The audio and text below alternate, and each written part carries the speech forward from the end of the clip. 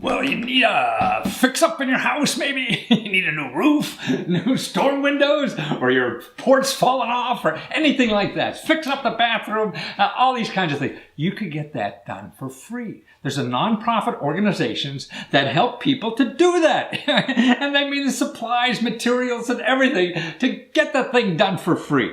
Now, here's how to check if they're in your area and how to take advantage of the program. They're called rebuildingtogether.org. Okay, rebuildingtogether.org. See, this is a nonprofit organization really helping the community. You know, these are volunteers that help you, and they get the materials for free and everything. So these are neighbors helping neighbors. That's what life is about. It's not trying to get as much money as possible out of you. It's how much can we help you?